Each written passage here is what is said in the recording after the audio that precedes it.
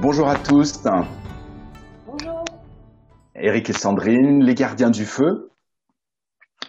Nous avons pensé que ce serait important et utile de vous parler aujourd'hui dans cette vidéo de comment traverser une période difficile. Étant donné ce qu'on vit depuis plusieurs semaines, ce qu'on a vécu déjà cette année et on ne sait pas vraiment comment va être l'avenir, qu'est-ce qui va se passer. Voilà, il y a plein de choses que vous pouvez ressentir, vivre de façon pas forcément agréable. Le fait d'être enfermé, le fait d'avoir peur d'être contaminé, le fait de moins vous sentir libre, toutes ces mesures barrières sanitaires, etc. Tout ça, ça peut vraiment engendrer tout un tas d'émotions plus ou moins difficiles, tout ce que vous pouvez entendre à la radio, voir à la télé. Et puis le fait de vous retrouver aussi enfermé 24 heures sur 24 avec votre conjoint, votre conjointe, vos enfants, votre famille, votre colocataire, je ne sais qui encore. Ah, ça peut vraiment devenir étouffant, difficile à vivre. Donc on s'est dit avec Sandrine que ce serait vraiment utile et propice pour vous parler des techniques, des outils que nous utilisons nous tous les jours pour traverser les périodes difficiles. Alors ça peut être celle que vous vivez en ce moment, mais ça peut être, voilà, on a tous des périodes plus ou moins difficiles dans notre vie. Euh, voilà, comme ça vous aurez des outils que vous pourrez avoir à disposition pour eh bien, que ce soit allégé, que vous puissiez alléger ces situations et les traverser sans dommage. Vous les traversiez même, je dirais encore mieux, encore plus grandi, parce que les périodes difficiles, voilà, ça rapporte en même temps énormément à l'évolution de la conscience. Donc, le but, c'est que vous en sortiez grandi et pas détruit.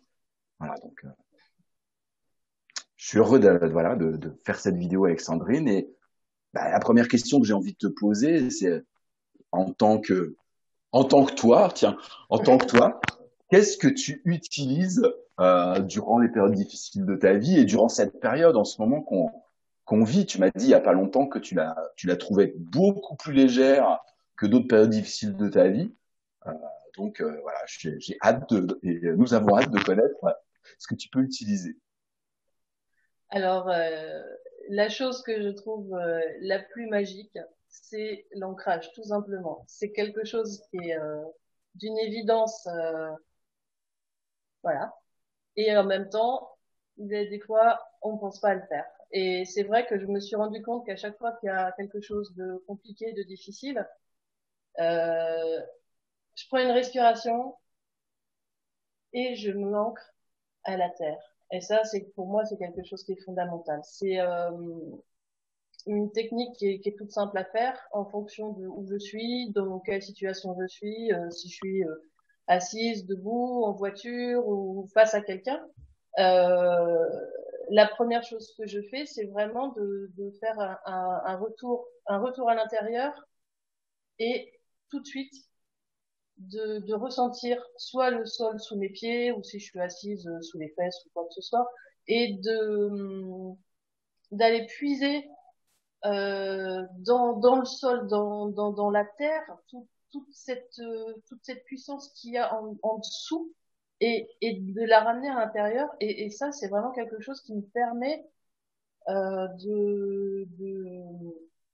de traverser soit une épreuve ou soit tout simplement une rencontre avec quelqu'un. Je suis en face de quelqu'un qui va pas être forcément bienveillant. C'est vrai que ma posture, ça va être tout. Alors, je suis désolée, je parle avec beaucoup de, beaucoup de bruit, D'onomatopée.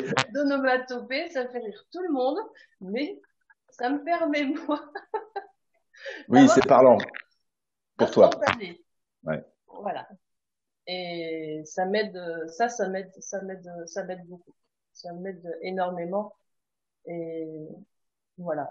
Après, les gens qui me connaissent savent que je suis vraiment très en lien avec la nature. Et cet ancrage-là est vraiment fondamental. Et déjà, ça me permet avoir cet ancrage, ça me permet de modifier ma posture, que Oui, ce c'est soit ça. physique. et mentale. Eh oui. Et émotionnel. Et émotionnelle, on est bien Eh d'accord. oui. Oui. Bah, et puis, ça, c'est une technique qui apaise énormément à l'intérieur.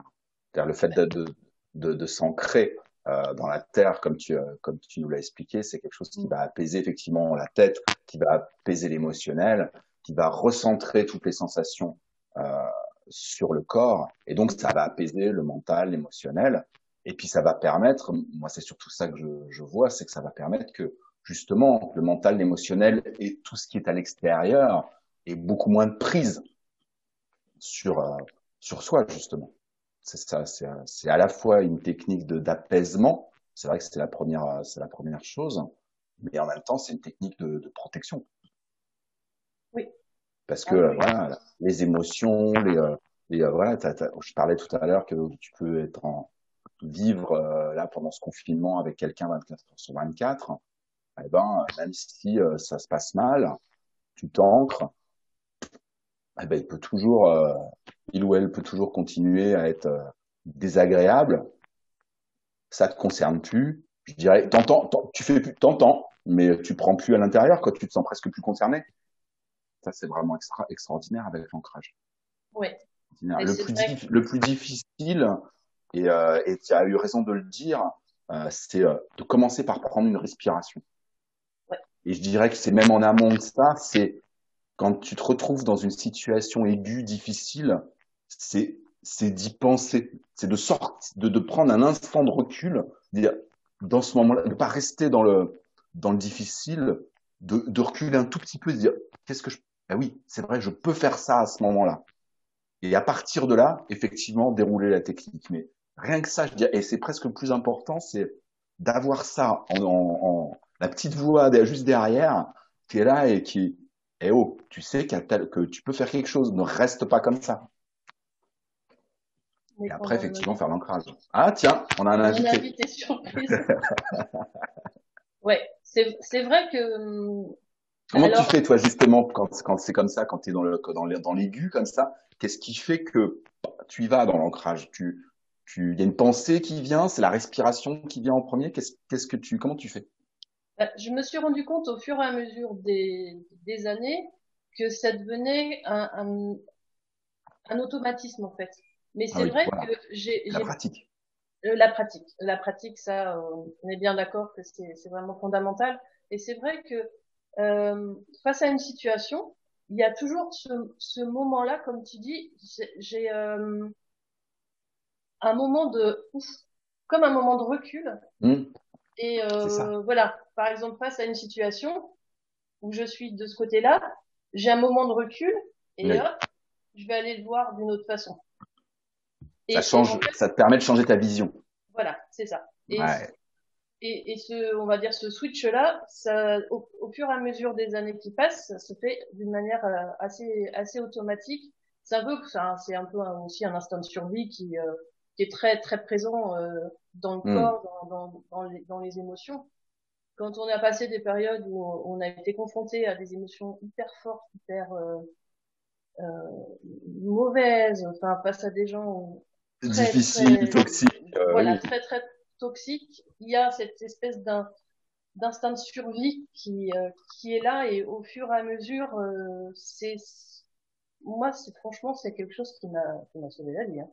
Ouais. Ce, cette, cette L'ancrage. façon l'ancrage voilà tout Ouais. à fait Cette façon de prendre du recul et de ouais plus te laisser embarquer par tes tout pensées et à tes fait émotions. et la Oui. deuxième technique et ça aussi ça fait partie de ce que je pratique et de ce qui est hyper important dans la vie pour moi, c'est se relier à son cœur, en fait. Je me suis rendu compte à quel point c'était fondamental et même vital au même moment qu'il y a cet ancrage pour, voilà, l'ancrage à la terre, de me relier à mon cœur, à ce que je suis à l'intérieur, voilà, à cet être profond, c'est le meilleur outil en fait pour justement ne plus être attaqué Éparpillé. par quoi que ce Ah, soit, et attaquer, oui, d'accord, bien sûr. attaqué et recentrer voilà Hmm. sur Hmm. ce que je Hmm. suis et Ça complète oui l'ancrage. ouais ouais ouais ouais Bah, nous, dans la médecine chinoise, dans le Qigong, dans le taoïsme, on a la méditation du sourire intérieur qui justement permet d'amener une énergie de sourire à l'intérieur du cœur, à l'intérieur d'ailleurs du corps et des différents organes. Et le fait effectivement d'amener ce sourire comme ça à l'intérieur, euh, ça permet voilà d'élever le taux vibratoire du corps, de développer un véritable soleil à l'intérieur du cœur.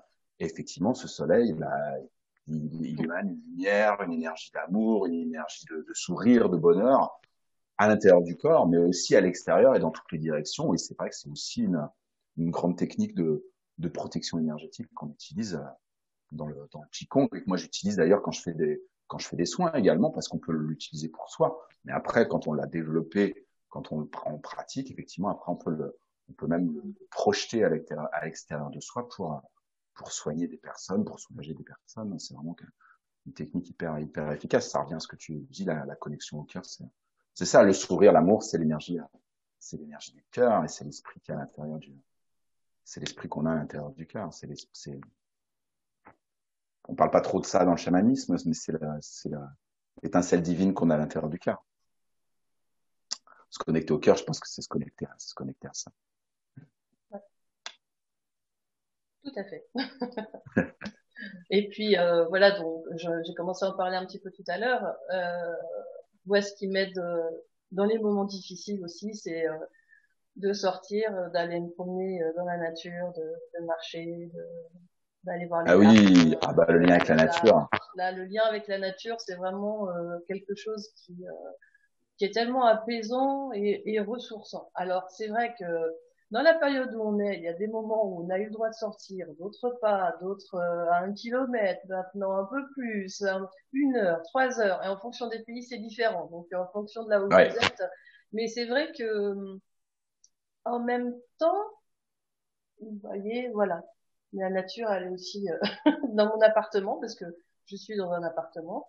Et, et quand je ne peux pas physiquement sortir, eh bien, je me pose, je refais voilà ces étapes qui sont chères à mon cœur et je me reconnecte direct en fait à la nature et il suffit même je ferme les yeux ou pas, mais voilà, je me vois marcher sur les sentiers de Brocéliande, je vois Mmh. les arbres que j'aime bien, la nature elle est là aussi. Si tu pouvais me montrer autre chose. Ok, voilà. C'est, je trouve que quand on est dehors, quand on marche, quand on va au bord de la mer, quand on va en forêt, sur un chemin de campagne, ça nous met dans je trouve que ça modifie notre état de conscience, ça nous Complètement, relie en fait, à l'essentiel. bien sûr. Et ce lien qu'on a avec la nature, on le perd un peu quand on est au travail, quand on est dans un appartement. Il suffit juste, des fois, juste d'y penser, juste d'être attentif Mmh. Mmh. à un oiseau qui passe devant votre fenêtre, à une plante, à une petite fleur qui est en train d'arriver sur votre plante. C'est tellement magique en fait que c'est hyper simple, mais de rien que s'émerveiller de choses comme ça, je trouve que ça apporte un apaisement en fait, de s'amuser à planter une graine et puis de Quand voir je, que ça pousse. quand je t'entends, j'entends justement que tu vas dans la nature pour te ressourcer, mais tu nous le dis pas, mais tu utilises l'ancrage et la connexion au cœur parce que Oui, voilà, il y a l'apaisement, il y a le fait de oui, marcher, il y a le fait de tout à descendre, de fait. se connecter avec les énergies et les esprits de la nature, de Ouais. s'émerveiller. Donc il y a aussi l'ouverture du cœur, c'est-à-dire que tu Ah vas oui. pas te balader dans la nature tout en continuant à ruminer tout ce que tu pourrais avoir dans la tête. Voilà, c'est que tu vas dans la nature avec les autres techniques tu es dans la nature en conscience, en ressentant les choses, en ayant le cœur ouvert et en accueillant tout ce qui peut se passer de merveilleux. Parce que c'est sûr que tu peux aussi aller te promener et rester dans ta tête et et la nature essaye de t'apporter Elle un essaye. apaisement, mais c'est beaucoup plus difficile que si toi, tu vas vers elle, non pas que en marchant, mais aussi aller vers elle en descendant à l'intérieur de ton corps en te reliant à elle et en ouvrant ton cœur. C'est beaucoup plus, je Oui, pense que c'est beaucoup plus puissant et beaucoup plus efficace. oui, oui, c'est sûr. Effectivement, quand j'y vais, j'ai pas en train de faire ma liste de courses. Je m'offre Voilà, je m'offre l'instant quand je vais dans la nature. J'ouvre la porte et je m'offre toutes les possibilités qui peuvent voilà. arriver. Et je pense que si tu fais ça comme ça, c'est là que vraiment la nature t'aide à te nettoyer de tout ce que tu peux avoir d'encombré à l'intérieur. Et c'est là aussi que tu reçois des messages, des arbres, tu l'as dit, des oiseaux, des plantes, de la mer, de la rivière.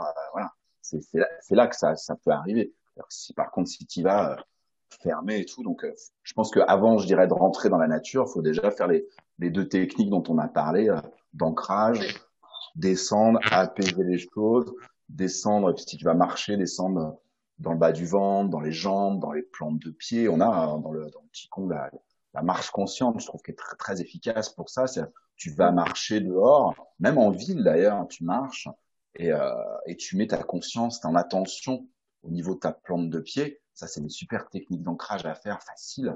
Tu mets ton attention dans tes plantes de pied et d'un coup, sans te rendre compte, si faut y rester. C'est-à-dire que tu vas la mettre 5 secondes, 10 secondes, et puis ton mental va te rappeler, et puis tu vas recommencer. Mais si tu insistes et si tu fais en sorte de rester euh, au-delà de quelques dizaines de secondes, au-delà, si tu passes les premiers paliers où ton mental essaye de te rappeler, si tu passes ça, si tu restes dans tes pieds, au bout d'une minute, 2 minutes, 3 minutes, il y a vraiment un apaisement de ce qu'on appelle le dialogue intérieur. Et là, tu peux rester, tu peux marcher et tout. Et là, il y a aussi un véritable nettoyage qui se produit à l'intérieur, au niveau mental, au niveau émotionnel. Et c'est ça dont on a besoin dans les périodes difficiles. C'est justement d'aller nettoyer tout le bazar mental et émotionnel qu'on a à l'intérieur et qui nous encombre parce que on en a plus celui que les situations et les personnes extérieures rajoutent. Mais si on a des techniques comme ça qui permettent justement de nettoyer l'intérieur et que l'extérieur n'ait plus de prise, ça devient beaucoup plus simple et facile de, de traverser. Je sais pas ce que tu en penses, si c'est comme ça que tu fais dans la si, si, nature, si. mais Ouais, tout à fait, tout à fait. C'est vraiment de cette manière-là, en fait, qu'on arrive à, qu'on dit traverser une période difficile. C'est vraiment ça, c'est ce côté traverser, parce que en ayant ces techniques-là, en étant vraiment dans son axe et en étant relié au cœur, on peut vraiment, il y a cette idée de passer au travers, en fait, de oui, c'est ça. Moi, passer au j'aime bien. travers. Voilà, j'aime bien C'est moi qui utilise. l'expression. Ouais, moi j'aime bien le verbe traverser. Oui, Pour ceux qui connaissent le film ou le livre Mange Priem, moi j'adore. Dans le film, c'est Julia Roberts qui joue le rôle. Elle dit que son mot préféré en italien, c'est attraversare. Ça veut dire traverser, ça veut dire passer de l'autre côté. Et ben, c'est exactement ça. c'est ça. C'est un mot que j'aime beaucoup aussi, même en français. Mm. Euh, parce que il veut vraiment dire, il veut pas dire subir justement une situation. Et puis il veut pas dire subir, il veut pas dire que c'est pas difficile, c'est-à-dire que c'est pas faire l'autruche. Traverser, c'est pas du tout faire l'autruche, c'est faire ah ouais non, moi il se passe rien pour moi, parce que ça, c'est tout le contraire, ça veut dire que c'était encore pire à l'intérieur. Donc c'est pas ça que ça veut dire. Pour moi, traverser, c'est vraiment passer. Ça veut dire qu'on voit déjà l'autre côté. Mm. Et c'est très optimiste comme terme parce que c'est vraiment on avance, on va jusque de l'autre côté et même au-delà. Il y a la notion il y a la notion de chemin, euh, mais ça veut bien dire aussi qu'il y a quelque chose à traverser. C'est pas du tout c'est Ouais. pas du déni, bien au contraire. Et mais ça veut pas dire subir non plus. Ça veut dire être Mm. actif. Quand on traverse, c'est actif. C'est pas je me fais traverser. Je me fais pas traverser par la situation. C'est moi qui la traverse. Donc il y a un côté à la fois actif, pas dans le déni, et puis d'être déjà quelque part d'être déjà de l'autre côté. Ouais, et de continuer. tout à fait, tout à Donc fait. j'aime beaucoup attraversare. Ouais, j'aime beaucoup aussi. Et je sais qu'on aime beaucoup ce film et le livre surtout aussi.